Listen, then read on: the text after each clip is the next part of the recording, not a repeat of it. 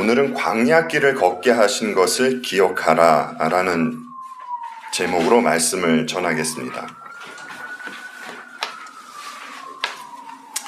솔로몬의 통치가 끝나면서 이스라엘은 북이스라엘과 남유다 두 나라로 갈라지게 됩니다.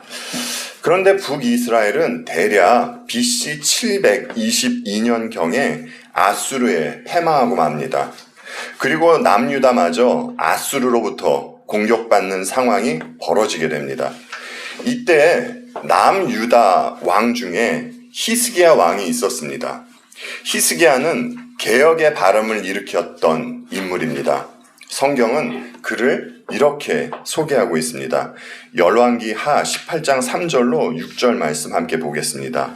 히스기야가 그의 조상 다윗의 모든 행위와 같이 여호와 보시기에 정직하게 행하여 그가 여러 산당들을 제거하며 주상을 깨뜨리며 아세라 목상을 찍으며 모세가 만들었던 놋뱀을 이스라엘 자손이 이때까지 향하여 분향함으로 그것을 부수고 누스단이라 일컬었더라.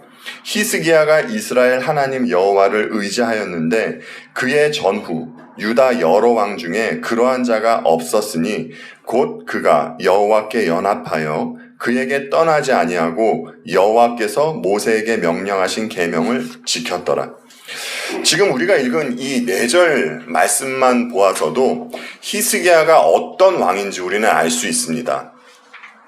지금 읽은 4절에 나와 있듯이 그는 모세가 만든 놋뱀을 부수었습니다. 왜냐하면 사람들이 그것에 분향하고 그것을 우상시해서 제사를 지냈기 때문입니다. 당시에 히스기야는 우상을 철폐하고 여호와의 계명을 지키던 진정한 신앙인이자 종교개혁가였습니다. 그럼에도 불구하고 히스기야는 계속해서 아수르로부터 위협을 당했고 또 죽을 병에도 걸리게 됩니다. 하지만 하나님께서 그에게 은혜를 베풀어 주셔서 아수르의 위협에서도 벗어나게 되고 생명도 15년이나 연장받게 됩니다. 그런데 문제가 발생합니다. 이런 소식을 듣고 그를 축하해 주려고 바벨론에서 사절단이 오게 됩니다. 그런데 히스기야는 바벨론 사절단에게 나라 안의 모든 창고를 보여줍니다. 보물창고, 무기고 모든 것을 그들에게 보여주는 일을 저지르고 맙니다. 여러분, 그가 왜 이런 일을 벌였을까요? 이 일로 인해서 히스기야는 이사야 선지자로부터 책망을 듣기도 하고 또 자손 중에 히스기야 자손 중에 몇 명이 바벨론의 포로로 끌려가게 될 것이라는 너무나 마음 아픈 예언도 듣게 됩니다. 여러분, 히스기야가 어떤 잘못을 저지른 것입니까? 역대하에서 그 잘못을 우리들에게 알려주고 있습니다. 역대하 32장 25절에 이런 말씀이 있습니다. 히스기야가 마음이 교만하여 그 받은 은혜를 보답하지 아니하므로 진노가 그와 유다와 예루살렘에 내리게 되었더니 그는 은혜를 잊고 마음이 교만해지는 그런 잘못을 저질렀던 것입니다. 마음의 교만이 그러한 그 행위로 바벨론 사절단들에게 국고의 모든 창고를 보여주는 것으로 나타나게 된 것입니다. 역대하 32장 31절에도 이런 말씀이 있습니다. 그러나 바벨론 방백들이 히스기야에게 사신을 보내어 그 땅에서 나타난 이적을 물을 때에 하나님이 히스기야를 떠나시고 그의 심중에 있는 것을 다 알고자 하사 시험하셨더라. 참된 신앙인이었던 히스기야, 그를 시험하려고 하나님께서 잠깐 떠나시자 여러분, 그에게 어떤 모습이 나타났습니까? 곧바로 교만한 모습이 나타났다라고 성경이 말해주고 있죠. 하나님께서 그를 어떻게 인도하셨는지, 어떤 어려움 속에서 그를 건져주셨는지 반드시 마음판에 새기고 있었어야 했음에도 불구하고 히스기야는 마치 자기 힘으로 그 자리에 온 것처럼 자기 의, 자기 자랑이 나왔던 것입니다. 이것이 모든 인간의 모습이라 할 수 있습니다. 그리고 저와 여러분의 모습이죠. 본문에서도 모세는 이스라엘 백성에게 이 이야기를 하고 있습니다. 오늘 본문 2절에서 말씀해 주시죠. 주 당신들의 하나님이 당신들을 어떻게 인도하셨는지를 기억하십시오 라고 말입니다. 하나님은 당신의 백성들을 애굽에서 건져내셨습니다. 그런데 일반적인 생각으로는 하나님께서 애굽에서 건져내셨다면 그것보다는 좀 더 나은 환경으로, 좋은 환경으로 인도해 주셔야 하는 것이 당연하겠다는 생각이 들겠죠. 그런데 하나님은 그 일반적인 생각을 깨뜨리시고 백성들을 광야로 이끄셨습니다. 그리고 대략 3주에서 4주면 갈 수 있는, 가나안으로 갈 수 있는 그 거리에서 40년 동안 백성들로 하여금 광야 생활을 하게 하셨습니다. 전지전능하신 하나님께서 왜 그러셨겠습니까? 본문 2절에서 말씀해 주시죠. 백성들을 단련시키시고 시험하시기 위함이었다고 말입니다. 이 시험은 템테이션이 아닙니다. 이 시험은 테스트입니다. 테스트를 받으면 자기 실력을 알게 됩니다. 따라서 하나님은 백성들로 하여금 자기가 어떤 존재인지를 알려주고 싶은 것이었습니다. 하나님은 광야 자체가 중요해서 그들을 광야로 인도한 것이 아니라 백성들을 단련시키기에, 시험하시기에 가장 좋은 장소가 광야이기 때문에 그들에게 광야를 허락하셨던 것이죠. 다른 말로 하면 애굽의 노예 근성을 가장 없애기 좋은 곳이 광야였던 것이었습니다. 그리고 이곳은 하나님께서 함께 하시지 않으면 도저히 살아갈 수 없는 곳입니다. 늘 언제나입니다. 삶과 죽음의 기로에 서게 되는 곳이 광야입니다. 그러면 이스라엘이 광야에서 무엇을 단련받게 된 것이었습니까? 백성이 이 과정 가운데서 어떤 일을 겪었습니까? 3절에서 말씀해 주시듯이 그들은 낮아지고 또 굶는 일을 겪게 되었습니다. 백성들이 광야에서 어떤 일을 할 수 있었겠습니까, 여러분? 그들은 집도 없었고요. 일구어야 하는 밭도 없었습니다. 그리고 돌보아야 하는 가축도 없었습니다. 광야에서는 내 힘, 자기 힘으로 할 수 있는 것은 아무것도 없습니다. 할 수 있는 일이라고는 구름기둥과 불기둥으로 인도하시는 하나님만을 바라보는 것이 그들이 할 수 있는 전부였습니다. 백성들은 그렇게 자기의 무능함을 알고 또 높으신 하나님을 바라보며 점점 낮은 자리로 가게 된 것입니다. 그러나 사실 이것이 인간의 원래 자리입니다. 이방 나라에서 이스라엘을 보았을 때, 밖에서 그들을 보았을 때 그들은 굉장히 비합리적이고 또 무능한 무리로 보였을 것입니다. 이방 나라 사람들의 생각으로는 빨리 무엇이라도 좀 만들고 전쟁이 필요한 무기라도 만들고 무언가를 해야 하는데 그들은 그러한 것들을 하지 않고 하나님만 보고 있으니 말입니다. 그런데 우리에게도 사실 이것을 깨닫게 하시려고 하나님은 우리를 세상에서 건져내시어 영적 광야로 이끄시는 것입니다. 인간은 교만합니다. 제 자신을 봐도 그렇고요. 참 인간은 교만하고 악합니다.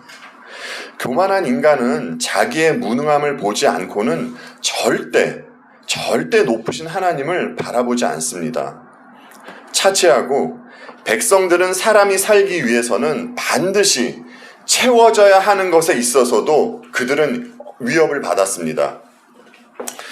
그들은 먹을 것 때문에 어려움을 겪게 됩니다. 여기서 여러분과 함께 짚고 가야 할 사항이 있습니다. 여러분, 백성들이 왜 낮아지고 굶게 되었습니까? 물론 여러 가지 이유가 있습니다. 하지만 3절, 오늘 본문 3절에서 말씀해 주시듯이 주님께서 당신들을 낮추시고, 그러니까 이스라엘 백성들을 낮추시고 굶기시다가 주께서 이런 상황들을, 이런 환경을 이스라엘 백성들에게 허락하신 것입니다.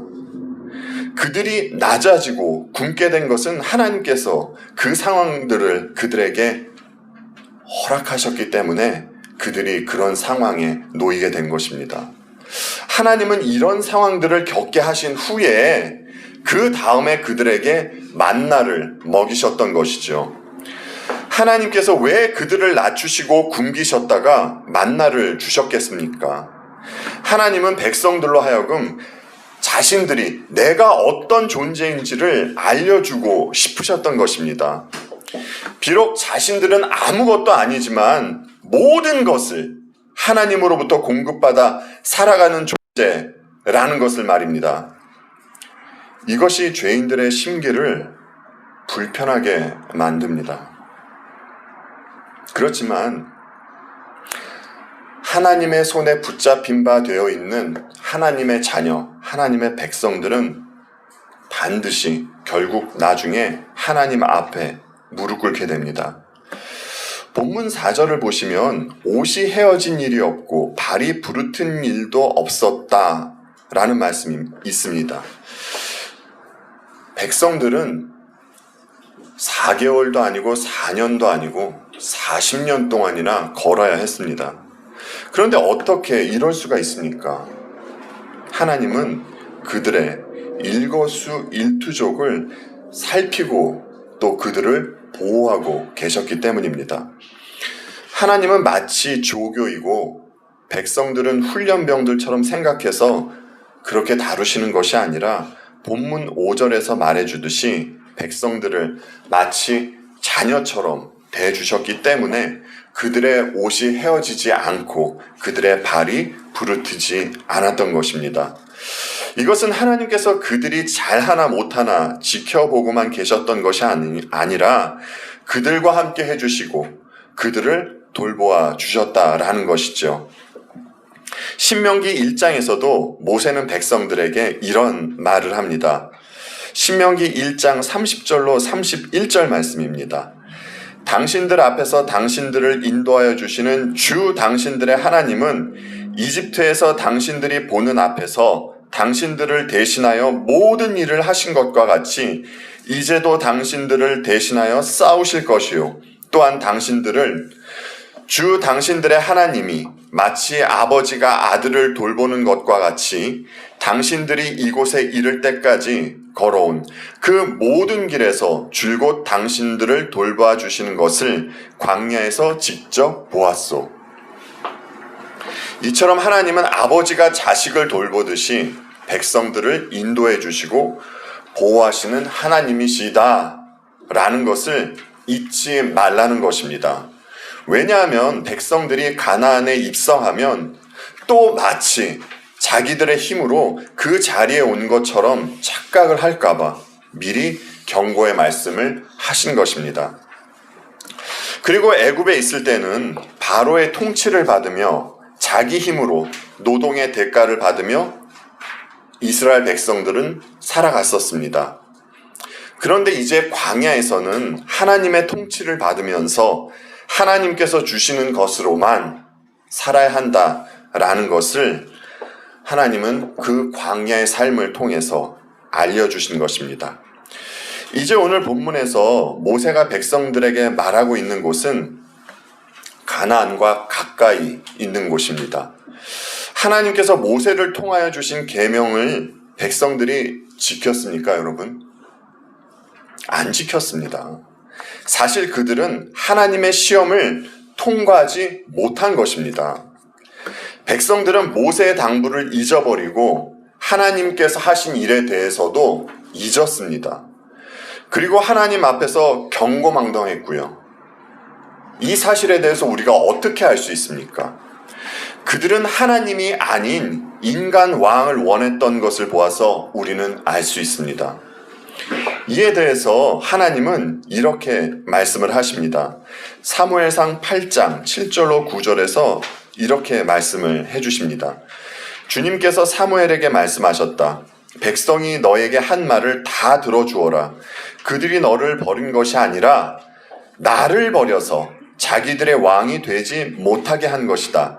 그들은 내가 이집트에서 데리고 올라온 날부터 오늘까지 하는 일마다 그렇게 하여 나를 버리고 다른 신들을 섬기더니 너에게도 그렇게 하고 있다. 그러니 너는 이제 그들의 말을 들어주되 엄히 경고하여 그들을 다스릴 왕의 권한이 어떠한 것인지를 알려주어라.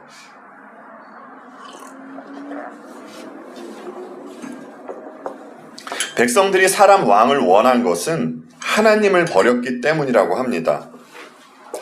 과거를 잊은 것이지요. 백성들은 이미 하나님을 버리고 다른 신들을 섬기고 있습니다. 그렇다고 이들이 하나님을 버렸다고 해서 하나님을 아예 등지고 다른 신만을 섬긴 것이 아니라 하나님과 다른 신, 우상들을 함께 섬겼다라는 것입니다. 그리고 백성들의 원대로 사울 왕이 세워지게 되는 것이죠.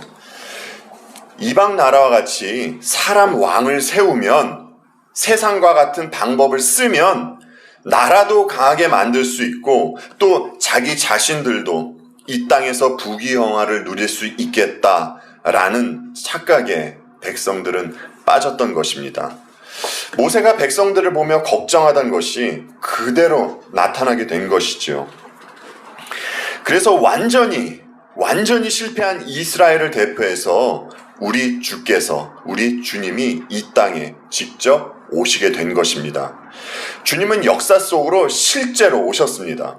그리고 이스라엘을 대신해서 주께서 어떤 일을 벌이십니다. 오늘 본문 3절 말씀만 다시 한번 보겠습니다. 주님께서 당신들을 낮추시고 굶기시다가 당신들도 알지 못하고 당신들의 조상도 알지 못하는 만나를 먹이셨는데 이것은 사람이 먹는 것으로만 사는 것이 아니라 주님의 입에서 나오는 모든 말씀으로 산다는 것을 당신들에게 알려주시려는 것이었습니다. 여러분, 만나가 예표하던 것이 무엇입니까? 요한복음에서 말씀해 주시죠. 요한복음 6장 57절로 58절 말씀입니다. 살아계신 아버지께서 나를 보내심에 내가 아버지로 말미암아 사는 것 같이 나를 먹는 그 사람도 나로 말미암아 살리라. 이것은 하늘에서 내려온 떡이니 조상들이 먹고도 죽은 그것과 같이 아니하여 이 떡을 먹는 자는 영원히 살리라. 아멘. 하늘에서 내려온 만나가 예표하던 것은 바로 우리 주님 예수 그리스도이십니다. 그리고 본문 3절에서 주님의 입에서 나오는 모든 말씀으로 산다고 했는데 이 말씀은 또 무엇입니까? 말씀이 육신되어 오신 우리 주님이십니다. 그러니까 이스라엘 백성을 살리기 위해 주어졌던 그 만나, 그리고 말씀이 직접 이 땅에 오셨다라는 것입니다. 왜 오셨습니까? 구약의 이스라엘은 실패했지만 신약의 이스라엘, 교회를 살리기 위해서 주께서 이 땅 가운데 오신 것입니다. 저와 여러분을 살리기 위해서 말입니다. 그래서 주님은 이루 말할 수 없는 단련을 이스라엘 백성이 받았던 그 단련보다 더한 그 단련을 받으셨던 것입니다. 우리 주님은 전혀 아무런 단련이 필요 없었음에도 불구하고 우리를 위해서 단련을 받으셨던 것이었죠. 그리고 이스라엘 백성이 실패한 시험을 우리 주님은 치러내시고 통과하셨습니다. 이스라엘은 광야에서 만나를 먹을 수 있었습니다. 그러나 그들은 주님을 예표하고 있는 이 만나를 하찮게 여겼습니다. 주님도 광야에서 시험을 받으실 때 먹는 것으로 시험을 당하셨죠. 40일을 금식하신 주님께 마귀는 유혹을 합니다. 돌을 떡덩이로 만들어 보라고 말입니다. 주님은 오늘 우리들이 함께 읽은 이 본문 3절을 인용하셔서 이런 말씀을 하시죠. 예수께서 대답하여 이르시되 기록되었으되 사람이 떡으로만 살 것이 아니요 하나님의 입으로부터 나오는 모든 말씀으로 살 것이라 하였느니라 하시니 아멘.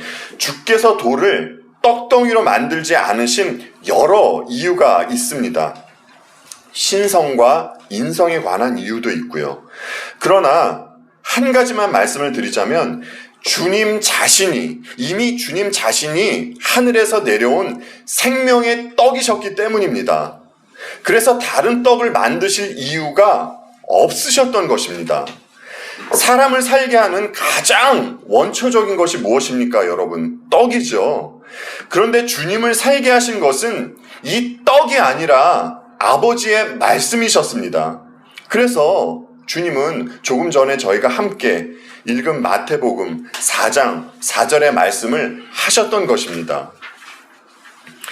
이스라엘이 하나님의 인도하심으로 낮은 자리로 이끌림을 받았다면 주님은 당신께서 친히 직접 낮은 자리로 가셨습니다.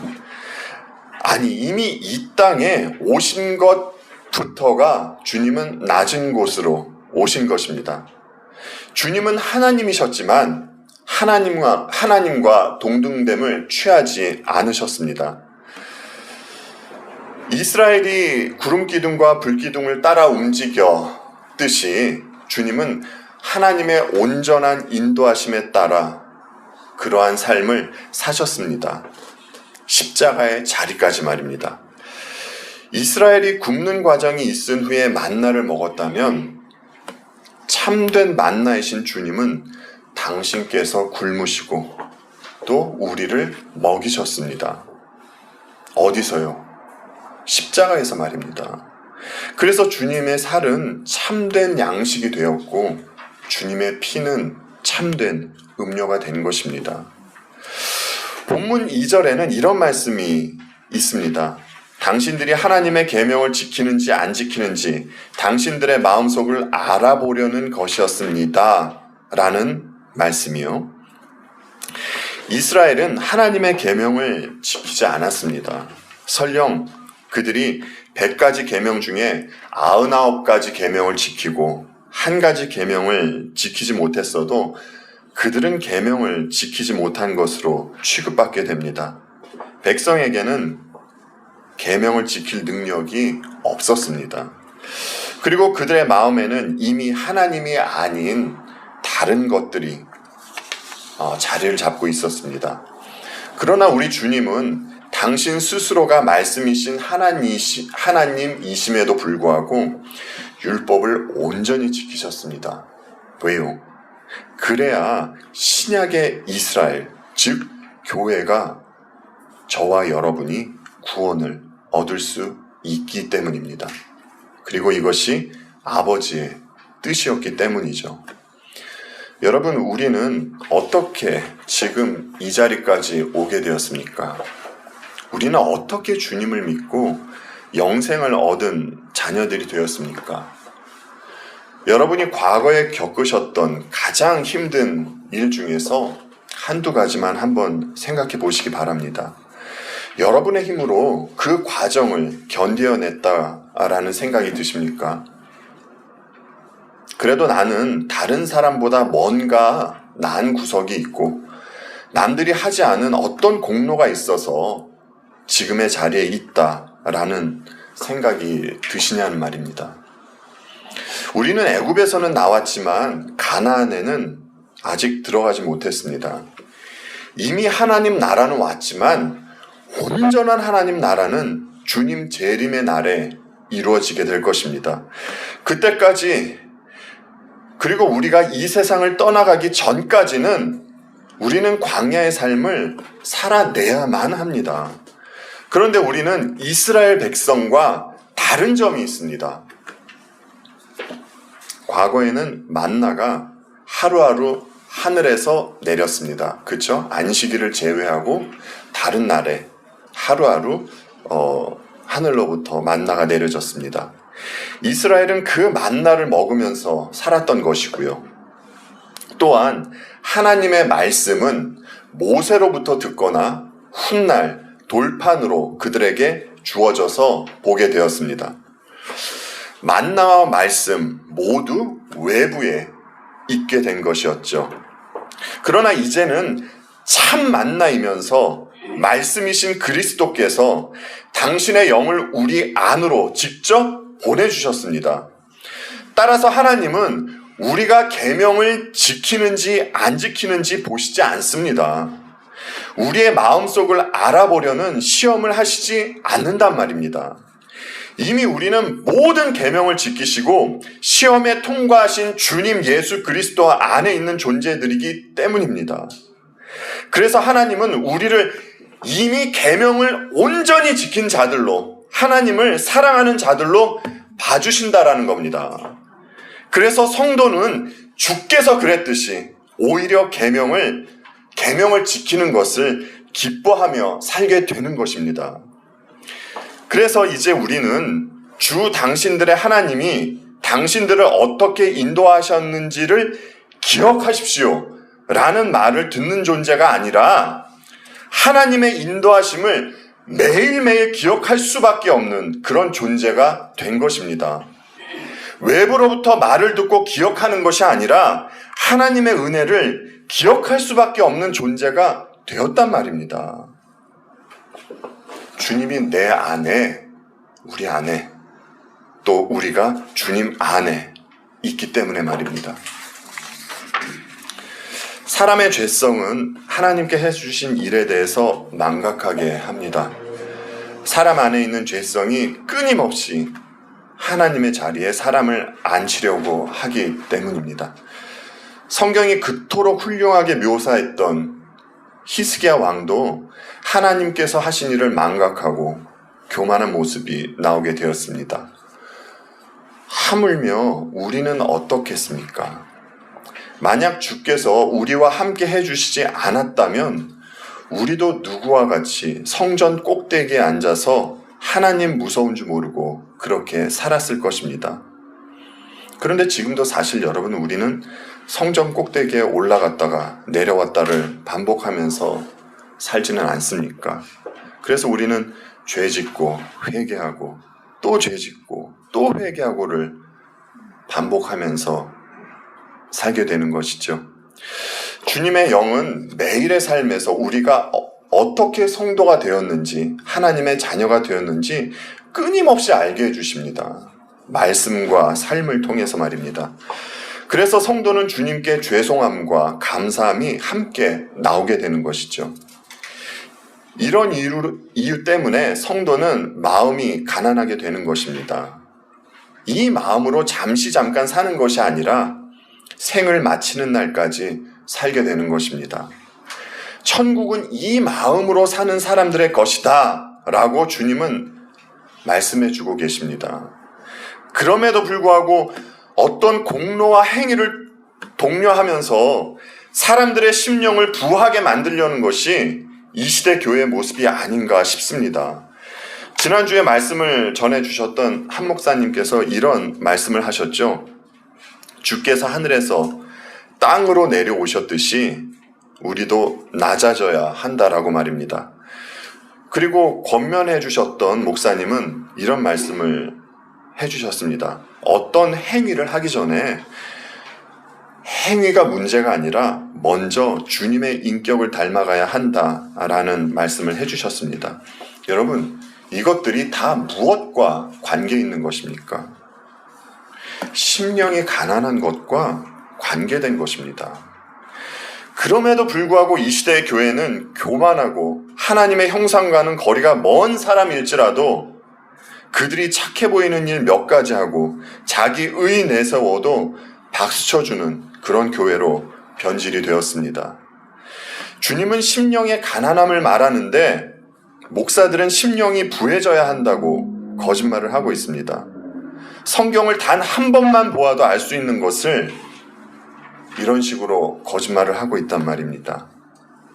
여러분, 우리는 주님이 아니면 영적 광야에서 전부 죽어 마땅한 존재들이었습니다. 히스기야를 보아서 알 수 있지 않습니까? 여러분, 이스라엘의 모습이 그들만의 모습이 아닙니다. 이스라엘의 모습이 우리의 모습입니다. 그럼에도 불구하고 주님 예수 그리스도께서 이스라엘이 실패한 그 삶을 다시 온전히 살아내셨기 때문에 우리 또한 주님 안에서 안전하게 주님이 가셨던 그리고 주님이 사셨던 그 삶을 살아가고 있는 것입니다. 한 20년 전의 일입니다. 어떤 여행사를 통해서 한국에서 말로만 듣던 그랜드 캐년이라는 곳을 가보게 되었습니다. 관광버스 안에서 다소 지루함을 느끼면서 시간을 보내고 있었습니다. 그런데 여행사 가이드분께서 다 왔다고 방송을 하는 것이었습니다. 그분의 말에 따라 버스에서 내리고 몇 걸음을 걸었습니다. 그런데 갑자기입니다. 갑자기 보이지 않던 그 그랜드 캐년의 장관이 눈앞에 펼쳐져서 보이게 되었습니다. 여러분, 사람들이 하는 말 중에 아름다움에 압도된다는 말 있지 않습니까? 아름다움에 압도된다는 느낌을 그때 받았습니다. 그때 느껴보았습니다. 팀 켈러 목사님께서 이런 말씀을 하셨더라고요. 어떤 일이 단지 의무가 아니라 아름다우면 우리는 그 앞에 서서 거기에 심취한다. 그 자체로 만족스럽기 때문이다. 라고요. 여러분은 이 광야와 같은 삶에서 주님 예수 그리스도의 주님의 아름다우심에 압도당하며 살아가고 계십니까? 반드시 그렇게 되시기를 기도드립니다. 그리고 주님 한 분만으로 만족하며 살아가시는 우리 모두가 되기를 바랍니다. 왜냐하면 이것이 우리가 광야의 삶을 살아가며 깨달아야 하는 존재, 목적의 이유이기 때문입니다. 기도하겠습니다.